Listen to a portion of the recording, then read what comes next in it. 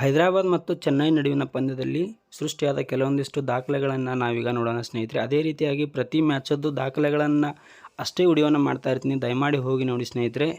ನಾನು ಯಾವುದೇ ರೀತಿಯಾದಂಥ ಹೈಲೈಟ್ಸ್ ವಿಡಿಯೋನ ಮಾಡಲ್ಲ ಸ್ನೇಹಿತರೆ, ಬರೀ ದಾಖಲೆಗಳನ್ನು ಅಷ್ಟೇ ಮಾಡ್ತೀನಿ, ದಯಮಾಡಿ ಹೋಗಿ ನೋಡಿ ಸ್ನೇಹಿತರೆ.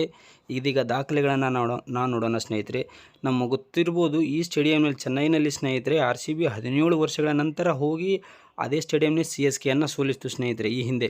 ಅದು ಆದ ನಂತರ DCನೂ ಕೂಡ ಹೋಗಿ 15 ವರ್ಷಗಳ ನಂತರ ಚೆನ್ನೈನ ಅದೇ ಸ್ಟೇಡಿಯಂನಲ್ಲಿ ಸೋಲಿಸ್ತು. ಇದೀಗ SRH ಹಿಂದೆಂದೂ ಈ ಸಾಧನೆಯನ್ನು ಮಾಡಿಲ್ಲ ಸ್ನೇಹಿತರೆ, ಇದೇ ಫಸ್ಟ್ ಟೈಮ್ ಈ ಸಾಧನೆಯನ್ನು ಮಾಡಿತ್ತು. ಈ ಹಿಂದೆ ಆ ಸ್ಟೇಡಿಯಂನಲ್ಲಿ CSKಯನ್ನು ಸೋಲಿಸೇ ಇದ್ದಿಲ್ಲ ಅಂತಿದ್ದು ಹೈದರಾಬಾದ್. ಇದೇ ಫಸ್ಟ್ ಟೈಮ್ ಆ ಸ್ಟೇಡಿಯಂನಲ್ಲಿ ಹೈದರಾಬಾದ್ CSKಯನ್ನು ಸೋಲಿಸಿ ಸಾಧನೆಯನ್ನು ಮಾಡಿದೆ ಅಂತಲೇ ಹೇಳ್ಬೋದು ಸ್ನೇಹಿತರೆ. ಅದು ಆದ ನಂತರ ಸ್ನೇಹಿತರೆ ನಮಗೆ ಗೊತ್ತಿರ್ಬೋದು, RCBದವರಿಗೆ ಹೋಮ್ ಗ್ರೌಂಡ್ ಅಂದ್ರೇ ಒಂಥರ ಆಗಿಬಿಟ್ಟೈತಿ. ಯಾಕಪ್ಪ ಅಂದ್ರೆ ಹೋಮಲ್ಲಿ ನಾವು ಸೋಲ್ಕೋತಾ ಬಂದಿದ್ದೇವೆ, ಮೊನ್ನೆ ಒಂದು ಗೆದ್ವಿ. ಅದು ಅವೇ ಗ್ರೌಂಡ್ ಅಂದರೆ ನಮ್ಗೆ ತುಂಬಾ ಲಕ್ಕಿ ಆಗಿ ಹೋಗಿತ್ತು ಸ್ನೇಹಿತರೆ. ಅದೇ ರೀತಿಯಾಗಿ ನಮ್ಮ SRHಗೂ ಕೂಡ ಅವೇ ಗೇಮ್ ಚೆನ್ನಾಗಿಲ್ಲ ಸ್ನೇಹಿತರೆ, ಹೋಮ್ ಗ್ರೌಂಡ್ ಚೆನ್ನಾಗಿತ್ತು. ಇದು ಫಸ್ಟ್ ಅವೇ ಗ್ರೌಂಡ್ ವಿನ್ ಆಗೈತೆ ಅಂತಲೇ ಹೇಳ್ಬೋದು ಸ್ನೇಹಿತರೆ. ನಾವು ಫಸ್ಟ್ ಹೋಮ್ ಗ್ರೌಂಡ್ನ ವಿನ್ ಆದ್ವಿ, ಹೈದರಾಬಾದ್ ಫಸ್ಟ್ ಅವೇ ಗ್ರೌಂಡ್ನ ವಿನ್ ಆಯಿತು ಸ್ನೇಹಿತರೆ. ಡಿಫ್ರೆನ್ಸ್ ಇಷ್ಟೇ ಅದು. ನಮಸ್ಕಾರಗಳು ಸ್ನೇಹಿತರೆ, ಟಾಪ್ ಕ್ರಿಕೆಟಿಂಗ್ ಅಪ್ಡೇಟ್ಗೆ ತಮಗೆಲ್ಲರಿಗೂ ಪ್ರೀತಿಯ ಸ್ವಾಗತ. ಇನ್ನೂ ಯಾರೆಲ್ಲ ನಮ್ಮ ಚಾನಲ್ನ ಸಬ್ಸ್ಕ್ರೈಬ್ ಮಾಡ್ಕೊಂಡಿಲ್ಲ, ಬೇಗ ಸಬ್ಸ್ಕ್ರೈಬ್ ಮಾಡ್ಕೊಳ್ಳಿ. ಅದೇ ರೀತಿಯಾಗಿ ಬೆಲ್ ಗಂಟೆನ ಹೊಡ್ರಿ ಅಂತ ಹೇಳ್ಕೊಂಡು ಇದೀಗ ನ್ಯೂಸ್ಗೆ ಹೋಗೋಣ ಸ್ನೇಹಿತರೆ.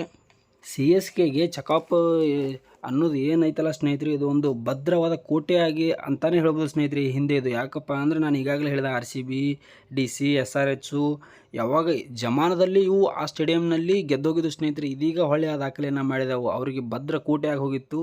ಈ ಸಲ 2025ರಲ್ಲಿ ಭದ್ರಕೋಟೆ ಒಡಿಸಾಗಿ ಹೋಗಿಬಿಟ್ಟೈತೆ ಅಂತಲೇ ಹೇಳ್ಬೋದು ಸ್ನೇಹಿತರೆ. ಯಾಕಪ್ಪ ಅಂದ್ರೆ ಎಲ್ಲ ಟೀಮ್ಗಳು ಅತ್ಯುತ್ತಮವಾಗಿದ್ದವು, ಬಟ್ CSK ಹೇಳ್ಕೊಳ್ಳುವಂಥ ಪ್ರದರ್ಶನ ನೀಡ್ತಿಲ್ಲ. ಅದಕ್ಕಾಗಿ ಆ ಸ್ಟೇಡಿಯಂನಲ್ಲಿ ಸೋಲ್ತಾನೆ ಹೋಗೈತಿ. ಈ ಸಲ ಟೋಟಲಾಗಿ 4 ಬಾರಿ 5 ಪಂದ್ಯಗಳಲ್ಲಿ 4 ಬಾರಿ ಆ ಸ್ಟೇಡಿಯಂನಲ್ಲಿ CSK ಸೋತು ಹೋಗೈತಿ ಸ್ನೇಹಿತರೆ. ಈ ಹಿಂದಿನ ದಾಖಲೆಗಳನ್ನು ನಾವು ನೋಡ್ಕೊತ ಹೋದ್ರೆ ಸ್ನೇಹಿತರೆ, 2012ರಲ್ಲಿ 10 ಪಂದ್ಯಗಳನ್ನ ಆಡಿತ್ತು, ಕೇವಲ 4 ಪಂದ್ಯಗಳಲ್ಲಿ ಸೋತೋಗಿತ್ತು ಸ್ನೇಹಿತರೆ. ಅದು ಆದ ನಂತರ 2008ರಲ್ಲಿ 7 ಪಂದ್ಯವನ್ನು ಆಡಿ 4 ಪಂದ್ಯಗಳಲ್ಲಿ ಮಾತ್ರ ಸೋತು ಹೋಗಿತ್ತು. ಇದೀಗ 5 ಪಂದ್ಯಗಳನ್ನ ಆಡಿ 4ರಲ್ಲಿ ಸೋತು ಹೋಗಿತ್ತು ಸ್ನೇಹಿತರೆ. ಭದ್ರ ಕೋಟೆಯಾಗಿ ಹೋಗಿತ್ತು. ನಾನು ಈಗಾಗಲೇ ಹೇಳಿದ್ದೆ ಸ್ನೇಹಿತರೆ. ಮೊದಲನೇ ವಿನ್ ಆಗಿತ್ತು ಸ್ನೇಹಿತರೆ ಹೈದರಾಬಾದ್ಗೆ ಈ ತಂಡಕ್ಕೆ ಈ ಸ್ಟೇಡಿಯಂನಲ್ಲಿ. ಅದು ಆದ ನಂತರ ಇನ್ನೊಂದು ಈ ಮ್ಯಾಚ್ ನಡೀತಲ್ಲ ಇನ್ನಿಂಗ್ಸ್ಗಳು, ಮೊದಲನೇ ಇನ್ನಿಂಗ್ಸ್ನಲ್ಲಿ ಆಗಿರ್ಬೋದು, ಎರಡನೇ ಇನ್ನಿಂಗ್ಸ್ನಲ್ಲಿ ಒಂದು ದಾಖಲೆ ಆಗೈತಿ. ಏನಪ್ಪ ಅಂದರೆ ಪವರ್ ಪ್ಲೇನಲ್ಲಿ ಸ್ನೇಹಿತರೆ ಎರಡೂ ಪ್ಲೇಯರ್ಗಳು ಯಾರೂ ಕೂಡ ಒಂದೇ ಒಂದು ಸಿಕ್ಸನ್ನು ಹೊಡೆದಿಲ್ಲ. ಅದು ಕೂಡ ಒಂದು ದಾಖಲೆ ಅಂತಲೇ ಹೇಳ್ಬೋದು. ಇವರು SRHದವರು ಆಗಿರ್ಬೋದು ಮತ್ತು ನಮ್ಮ ಚೆನ್ನೈದವರು ಆಗಿರ್ಬೋದು, ಇವರು ಯಾರೂ ಒಂದೇ ಒಂದು ಸಿಕ್ಸನ್ನು ಪವರ್ ಪ್ಲೇನಲ್ಲಿ ಹೊಡೆಯೋದಕ್ಕೆ ಆಗಲಿಲ್ಲ ಸ್ನೇಹಿತರೆ. ಇದು ಒಂದು ದಾಖಲೆ ಅಂತಲೇ ಹೇಳ್ಬೋದು. ಅದಾದ ನಂತರ ನಮ್ಮ ಮೊಹಮ್ಮದ್ ಶಮಿ ಅವರು ಸ್ನೇಹಿತರೆ ಫಸ್ಟ್ ವಿಕೆಟನ್ನು ಏನು ತೊಗೊಂಡ್ರಲ್ಲ, ಇದು 4ನೇ ಟೈಮ್ ಅವರು ಈ ರೀತಿಯಾಗಿ ವಿಕೆಟನ್ನು ಪಡಿತಾ ಇರೋದು. ಫಸ್ಟ್ ವಿಕೆಟನ್ನು ಪಡ್ತಾ ಇರೋದು ಸ್ನೇಹಿತರೆ. ನಮ್ಮ ಶಮಿಯವರು ಮೊದಲನೇದಾಗಿ 2014ರಲ್ಲಿ ಜಾಕ್ವಿಸ್ ಕಾಲಿಸ್ ಅನ್ನೋರನ್ನ ಫಸ್ಟ್ ವಿಕೆಟನ್ನು ತೆಗೆದ್ರು ಸ್ನೇಹಿತರೆ. ಅದು ಆದ ನಂತರ 2022ರಲ್ಲಿ KL ರಾಹುಲ್ ಅವ್ರನ್ನ, 2023ರಲ್ಲಿ ಸಾಲ್ಟ್ ಅವ್ರನ್ನ ಸ್ನೇಹಿತರೆ. ಇದೀಗ ಸೈಕ್ ರಶೀದ್ ಅವ್ರನ್ನ ಔಟ್ ಮಾಡಿ 4ನೇ ಸಲ ಈ ಸಾಧನೆಯನ್ನು ಮಾಡಿ ಹೊರಹೊಮ್ಮಿದ್ರು ಅಂತಲೇ ಹೇಳ್ಬೋದು ಸ್ನೇಹಿತರೆ. ಅದು ಆದ ನಂತರ ನಿನ್ನೆ ನಡೆದ ಪಂದ್ಯದಲ್ಲಿ ನಮ್ಮ MSD ಅವರು ಒಂದು ದಾಖಲೆಯನ್ನು ಮಾಡಿದ್ದಾರೆ ಸ್ನೇಹಿತರೆ. ಯಾವ ದಾಖಲೆಪ್ಪ ಅಂತಂದರೆ, ಇದೀಗ ಅವರು T20ಯಲ್ಲಿ 400ನೇ ಪಂದ್ಯವನ್ನು ಆಡಿ ಹೊರಹೊಮ್ಮಿದ್ರು ಅಂತಲೇ ಹೇಳ್ಬೋದು ಸ್ನೇಹಿತರೆ ನಮ್ಮ MSD ಅವರು. ಇದೀಗ ಅವರು ನಿನ್ನೆ ಇಬ್ಬರು CSK ಓಪನರ್ಸ್ ಏನಿದ್ರಲ್ಲ ಸ್ನೇಹಿತರೆ, ಇಬ್ಬರದು ಏಜ್ 21 ವರ್ಷಗಳಿಂದ ಒಳಗೆ ಇತ್ತು ಸ್ನೇಹಿತರೆ. ಇಬ್ಬರದು ಈ ಹಿಂದೆ ಈ ದಾಖಲೆಗಳನ್ನು ಯಾರ್ಯಾರು ಮಾಡಿದ್ದಾರೆ ಅಂದರೆ, ಇಬ್ಬರು ಓಪನರ್ಗಳು ಮುಂದಾಗ ಇಬ್ಬರದು 21 ವರ್ಷಗಳಿಂದ ಕಮ್ಮಿ ಇರಬೇಕು ಸ್ನೇಹಿತರೆ. ಇವರು ಯಾರ್ಯಾರು ಈ ದಾಖಲೆಯನ್ನು ಮಾಡಿದಾರೆ ಪಟ್ಟಿನ ನೋಡ್ಕೊತ ಹೋಗೋದಾದ್ರೆ ಮೊದಲನೇದಾಗಿ ಸ್ನೇಹಿತರೆ ಒಬ್ಬರೇ ಇದ್ದರೆ ಆಗೋದಿಲ್ಲ ಸ್ನೇಹಿತರೆ, ಇಬ್ಬರು ಕೂಡ 21ರಿಂದ ಒಳಗೆ ಇರಬೇಕು ಸ್ನೇಹಿತರೆ. ಟಾಪಲ್ಲಿ ಬರ್ತಾರೆ ಸಂಜು ಸ್ಯಾಮ್ಸನ್ ಅವರು ಮತ್ತು ಪಂತ್ ಅವರು ಸ್ನೇಹಿತರೆ. ಇವ್ರ ಸಾಧನೆಯಲ್ಲಿ ಮೊದಲನೇದವರು ಅವ್ರು ಆಗ್ತಾರೆ. ಅದು ಆದ ನಂತರ ಎರಡನೇದವರು ಗಿಲ್ ಅವರು, ಟ್ಯಾಮ್ ಬಂಟಾನ್ ಅವರು ಸ್ನೇಹಿತರೆ ಎರಡನೇದವರಾಗಿ ಹೊರಹೊಮ್ತಾರೆ.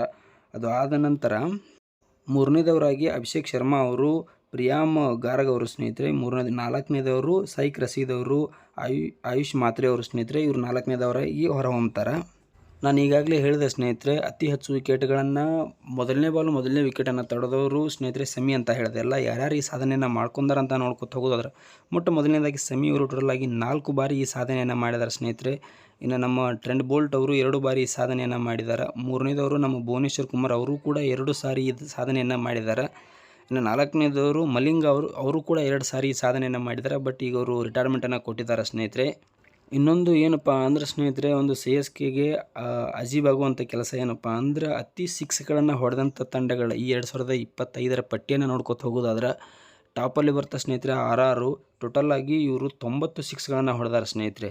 ಇನ್ನು ಸಿ ಎಸ್ ಕೆ ಅವರು ಲಾಸ್ಟ್ ಅದಾರ. ಇವ್ರು ಎಷ್ಟು ಹೊಡೆದಾರಪ್ಪ, 43 ಸಿಕ್ಸ್ಗಳನ್ನು ಮಾತ್ರ ಹೊಡೆದಾರೆ ಸ್ನೇಹಿತರೆ. ಇನ್ನೂ ಅರ್ಧಾನು ಹೊಡೆಯೋದಕ್ಕಾಗಿಲ್ಲ ಇವರಿಗೆ, ಅಷ್ಟು ಹೊಡೆದಿದ್ದಾರೆ. ಇನ್ನು ನಮ್ಮ RCB ಬರುತ್ತೆ ಸ್ನೇಹಿತರೆ, 4 ನಂಬರ್ ಬರುತ್ತೆ, 76 ಸಿಕ್ಸ್ಗಳನ್ನು ನಾವೀಗ ಹೊಡೆದು ಬಿಗಿದ್ದೀವಿ ಅಂತಲೇ ಹೇಳ್ಬೋದು ಸ್ನೇಹಿತರೆ. ಇದಾಗಿತ್ತು ನನಗೆ ಗೊತ್ತಿದ್ದಂತಹ ನ್ಯೂಸ್ಗಳು ಸ್ನೇಹಿತರೆ. ನಿಮಗೆ ಯಾವುದಾದ್ರೂ ದಾಖಲೆಗಳು ಗೊತ್ತಿದ್ದರೆ, ನಾನು ಯಾವುದಾದ್ರೂ ದಾಖಲೆಗಳನ್ನ ಬಿಟ್ಟಿದ್ದರೆ ದಯಮಾಡಿ ಕಮೆಂಟ್ ಮಾಡಿ ಸ್ನೇಹಿತರೆ. ಮತ್ತೆ ಸಿಗೋಣ.